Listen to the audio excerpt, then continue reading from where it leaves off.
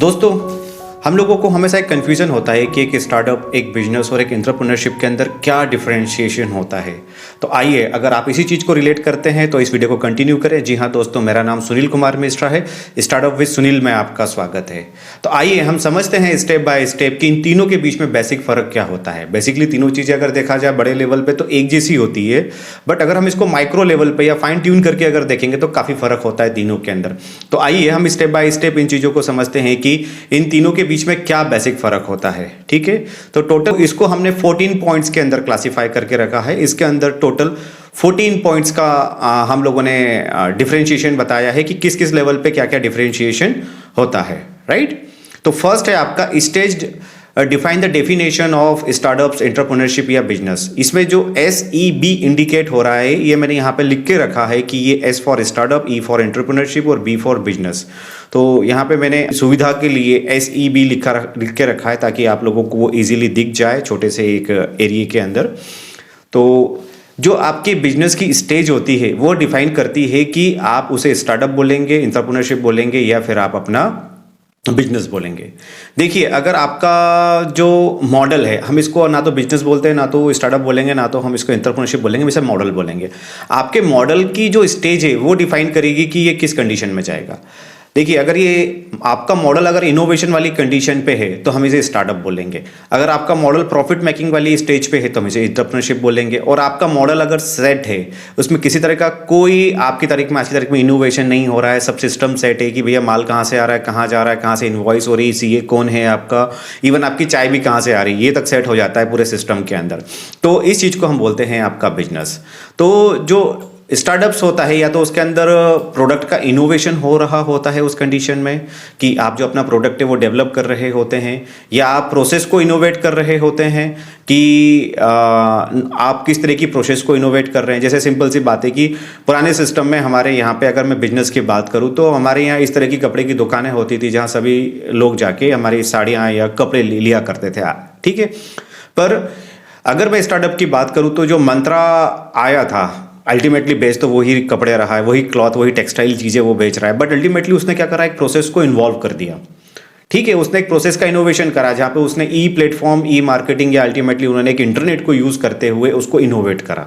तो चीज़ वही है, अल्टीमेटली बिक वही माल रहा है, बट वो एक दुकान पे एक पेठी पे ना बिकते हुए अल्टीमेटली कहाँ बिक रहा है, हमारे ऑनलाइन प्लेटफॉर्म के ऊपर बिक रहा है। ठीक है, तो एक तरह का ये इनोवेशन हो गया है। तो हम अल्टीमेटली मंत्रा को तो हम बोल सकते हैं कि ठीक है, ये स्टार्टअप से स्टार्ट हुआ था और आज की तारीख में काफ़ी अच्छा प्रॉफिटेबल बिजनेस में कन्वर्ट हो गया है। बट जो एक सिस्टम होता था पुराने ज़माने में, ये हमारा एक बिजनेस का प्रारूप होता था। तो ये है कि आपका जो प्रोडक्ट है वो किस स्टेज पे है, ये डिफाइन करेगा कि आप उसे स्टार्टअप बोलेंगे, एंटरप्रेन्योरशिप बोलेंगे या आप उसे बिजनेस बोलेंगे। राइट, सेकंड, जो ये तीनों टर्म होती हैं ये इंटरचेंजेबल होती है। राइट, आपका स्टार्टअप से एंटरप्रेन्योरशिप भी हो सकता है, एंटरप्रेन्योरशिप से बिजनेस भी हो सकता है और बिजनेस से वापस स्टार्टअप भी हो सकता है। डिपेंड करता है कि आप किस वर्टिकल के ऊपर हैं, किस चीज़ के ऊपर हैं।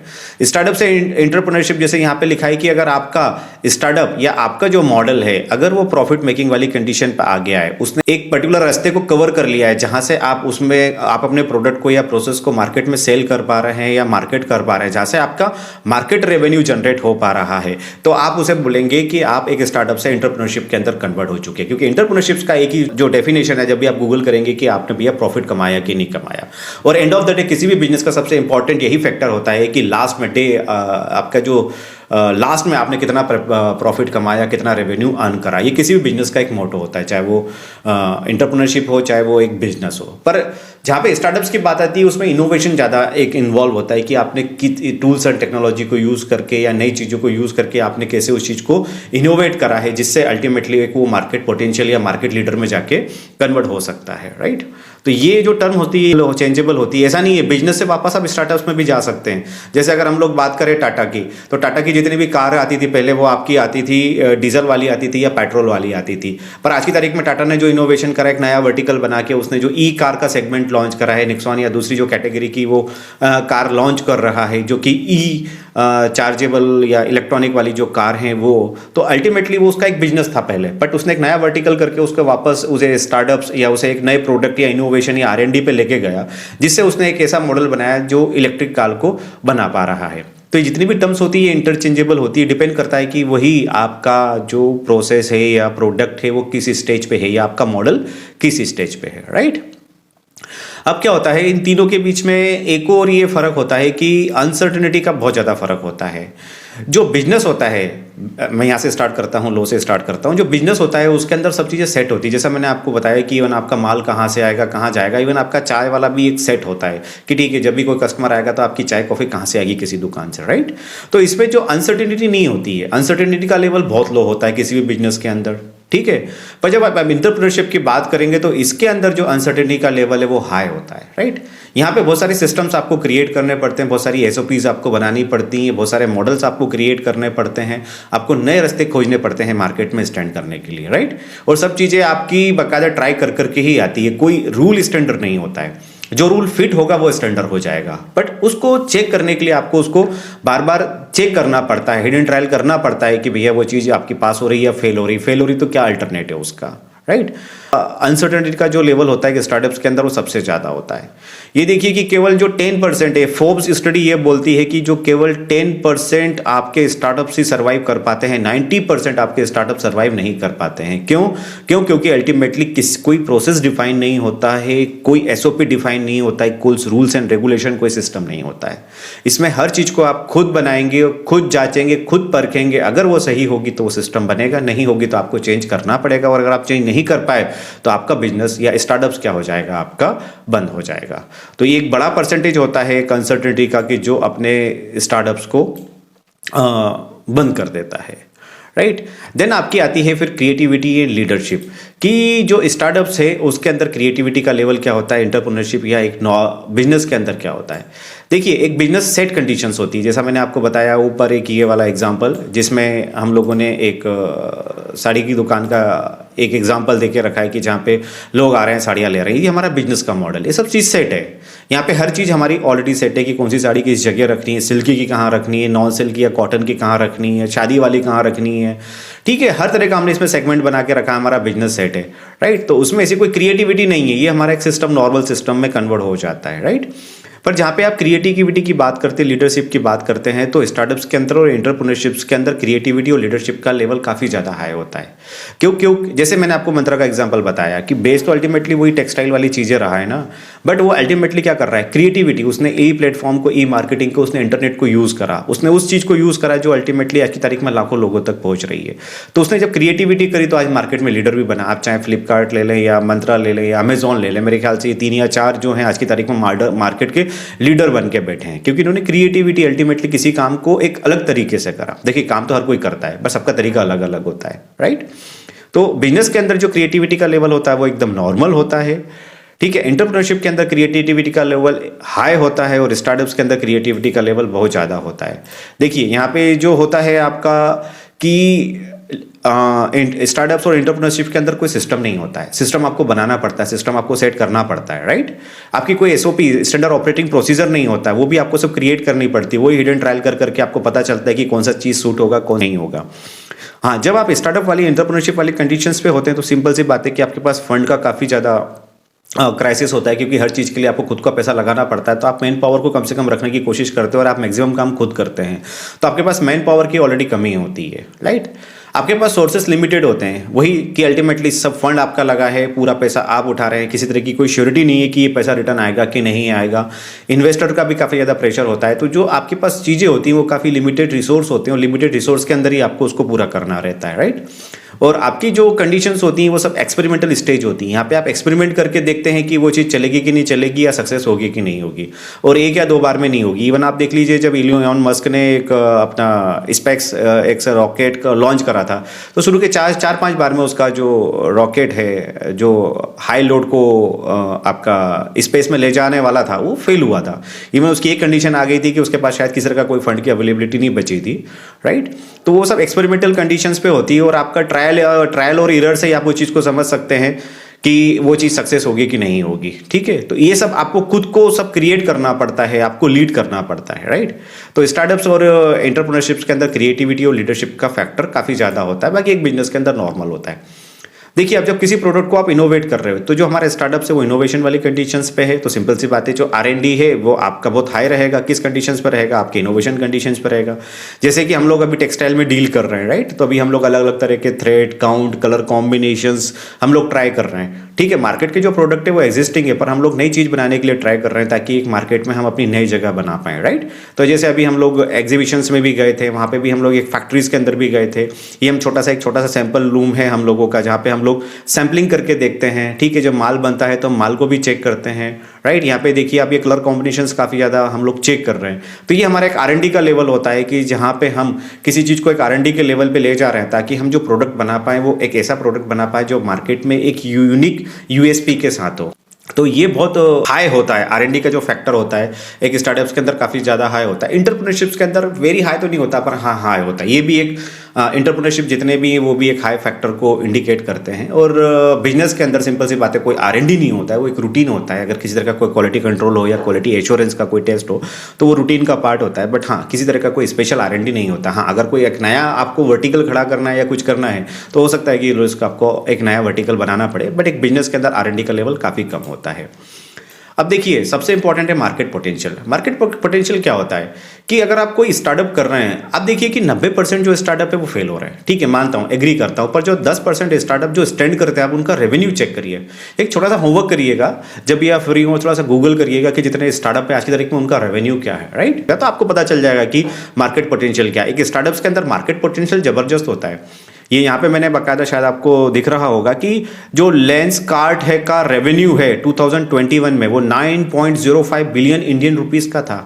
जी हाँ, आप इसे जरूर कन्वर्ट करके देखिएगा गूगल में कितना बड़ा अमाउंट बनता है, राइट? तो एक स्टार्टअप्स के अंदर क्या होता है कि एक मार्केट पोटेंशियल होता है, राइट? वो किसी भी लेवल पे अपने आप को एक्सपांड कर सकता है ना? तो उसका जो रेवेन्यू मॉडल है वो जबरदस्त होता है, क्योंकि कोई कॉपीकेट नहीं होता है। वो जो उसकी खुद की आइडेंटिटी होती है, खुद का उसका नीश मार्केट होता है जो बनाता है और खुद ही R&D वाले प्रोडक्ट को लॉन्च करता है, राइट?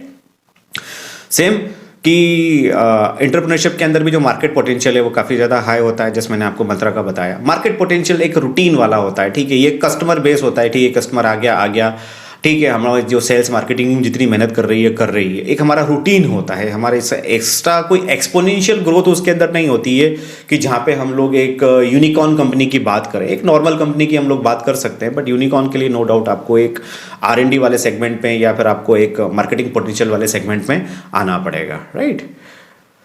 फिर आपका आता है एग्जीक्यूशन। देखिए, अब सिंपल सी बात है कि आपका कोई बिजनेस अगर सेट है तो उसका एग्जीक्यूशन तो एकदम नॉर्मल होगा, ठीक है? आपका माल कहाँ से आ रहा है, कहाँ जा रहा है, कौन ट्रांसपोर्ट वाला है, ठीक है, कौन सा कुरियर वाला है ना? तो ये एक एग्जीक्यूशन का लेवल बहुत नॉर्मल होता है जो कि एक सिस्टम के अंदर सेट हो चुका होता है।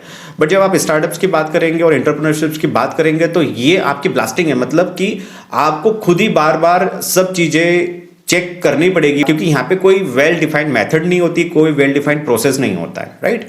आपको हर चीज को बार बार करना पड़ेगा, आपको बार बार उसको ट्राई करना पड़ेगा। ट्राई इरर, जहाँ पे इरर आएगा वापस ट्राई करो, जहाँ इरर आया फिर ट्राई करो। तो जब जाके आपकी क्या होता है, एग्जीक्यूशन आपका सेट होता है। इसलिए हम लोगों ने यहाँ पे ब्लास्टिंग लिखा कि आपको काफी ज्यादा मेहनत करनी पड़ती है, एकदम ब्लास्ट होना पड़ता है छोटी छोटी चीजों के लिए, कि किसी भी सिस्टम को आप कैसे सेट। जैसे हमारा अभी टेक्सटाइल का बिजनेस है, अगर हम मान लीजिए नया डिजाइन, नए कलर कॉम्बिनेशन अगर सेट कर रहे हैं तो उसमें भी हम लोगों को उसको कैसे डॉक्यूमेंट करना है, ताकि हमारे जो बुनकर हैं, जो कि पढ़े लिखे लोग नहीं हैं, वो उसको कैसे एग्जीक्यूट कर पाएंगे, राइट?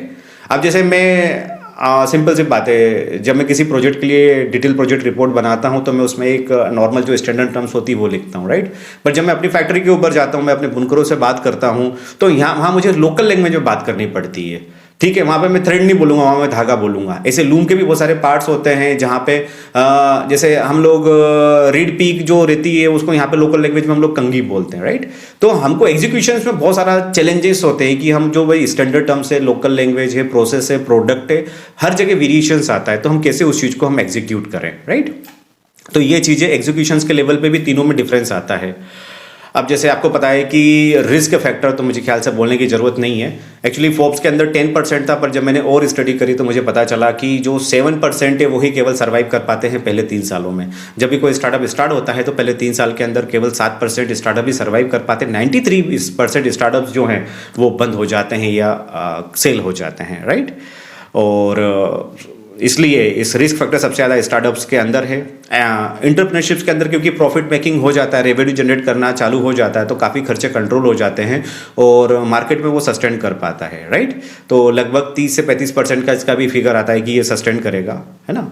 और सिंपल सी बात है कि एक जो बिजनेस है, देखिए एक शहर के अंदर या 4 या 5 अगर कोई भी शॉप ओपन हो रही है तो उसमें 1 या 2 चलेंगी, बाकी 3-4 बंद हो जाएंगी। ये नॉर्मली निग्लिजेंस से होता है। बिजनेस जो बंद होता है ना, वो आदमी की खुद के निग्लिजेंस से होता है, ठीक है। आप खुद देखिए कि एक सिटी के अंदर एक नॉर्मल चाय वाला जो वहाँ का लोकल है वो चाय वाला नहीं चला रहा है, बट हमारे यहाँ पे एक ब्रांडेड चाय सुट्टा बार या MBA चाय वाला वो अपने आउटलेट्स डाल रहे हैं, ठीक है, दूसरी जगह। बस उन्होंने एक सिस्टम को क्रिएट करा है, राइट। तो वो एक स्टार्टअप्स वाली कंडीशंस पे, बट जो रूटीन वाला वहाँ का एक लोकल का आदमी वो चाय की दुकान भी नहीं चला पा रहा है, ठीक है। तो इसका फेलियर के चांसेस बहुत कम होता है, बट वो सिंपल सा ह्यूमन एरर वाला होता है। यहाँ पे तो आपका टेक्निकल पैसा, फंड्स, काफ़ी चीज़ों की वजह से ये स्टार्टअप्स और एंटरप्रेन्योरशिप्स फेल हो जाती हैं। बट एक नॉर्मल रूटीन वाले बिजनेस में जो सबसे बड़ा रिस्क होता है वो ह्यूमन ही होता है, बाकी और कोई नहीं होता है, खुद, है ना। देन इसके बाद आता है आपका मार्केट फ्लो, ठीक है। मार्केट फ्लो के अंदर जो आपका स्टार्टअप्स होता है और जो आपका एंटरप्रेन्योर होता है वो मार्केट लीडर होता है, जी हाँ, ठीक है। वो प्लेयर नहीं होता, वो लीड करता है, ठीक है। वो मार्केट को डायरेक्शन देता है कि आपको कहाँ जाना है। जैसे लेंस कार्ट, आज की तारीख में हम बात करें कि भैया जो ये मैंने एक चश्मा बनवाया है अपना, वो लेंस कार्ट से बनवाया है, राइट। वो मार्केट लीड है। वो कुछ भी नया डिजाइन लेके आएगा तो दूसरा कंपनी वाला क्या करेगा, उसे कॉपी करेगा। वो जो भी सिस्टम लेके आएगा वो उसे कॉपी करेगा दूसरे कंपनी वाला, राइट। क्योंकि वो अल्टीमेटली आगे चल रहा है, वो लीड कर रहा है, तो वो डायरेक्शन दे रहा है दूसरे लोगों को।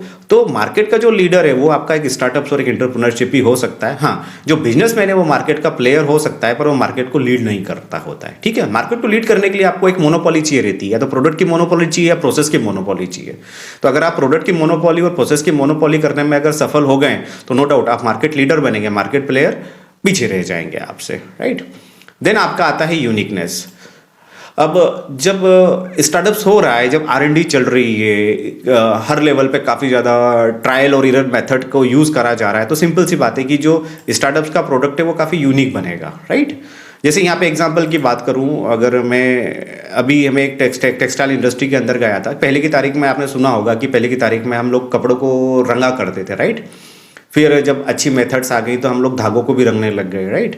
और आज की तारीख में हम लोग धागों के बजाय जो कॉटन होता है, जो कॉटन फाइबर होता है, हम उसी को रंगने लग गए। तो ये जो यूनिट दिख रहा है यहाँ पे आपको, ये बकायदा कि कॉटन को डायरेक्ट रंगा जाता है। अब इसका बेनिफिट ये होता है कि जब भी इस कॉटन से आप धागा बनाएंगे और इस धागे से आप कपड़ा बनाएंगे तो जो उसका कलर जो आता है वो अंदर से खिल के आता है, क्योंकि आपके अंदर तक जो कॉटन का एक लास्ट का जो फाइबर है वहां तक भी वो कलर की अप्रोच हो चुकी होती है, राइट। सिंपल सी बात है। तो उसके अंदर यूनिकनेस होता है। जब भी आप मतलब माल का जो डिफरेंस है वो आपको समझ में आ जाएगा कि एक नॉर्मल जो आपने कलर कॉम्बिनेशन बनाया है कॉटन के यान वाला या कॉटन के फैब्रिक वाला या कॉटन के फाइबर वाला, आपको उसका डिफरेंस समझ में आ जाएगा। तो यूनिकनेस नो डाउट स्टार्टअप्स के अंदर 100% होती है, क्योंकि उनका पूरा R&D पार्ट होता है, राइट।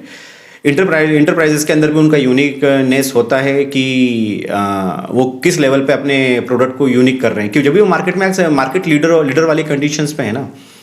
और बिजनेस के अंदर कोई यूनिकनेस नहीं होता है, नॉर्मल होता है भैया जो 4 दुकानों पे सामान मिल रहा है वो 5वीं दुकान पे भी मिलेगा, ऐसा नहीं है। उसके अंदर कोई यूनिकनेस नहीं हो सकता है। हाँ, ये हो सकता है कि भैया कोई पर्टिकुलर एक प्रोडक्ट का दूसरा प्रोडक्ट नहीं रखेगा, ठीक है, ये क्लासिफिकेशन हो सकता है, बट यूनिकनेस नहीं होता है। यूनिकनेस आपको केवल एक एंटरप्रेन्योरशिप करने वाली कंडीशंस पे या फिर आपको स्टार्टअप वाली कंडीशंस के ऊपर ही मिलेगा, राइट।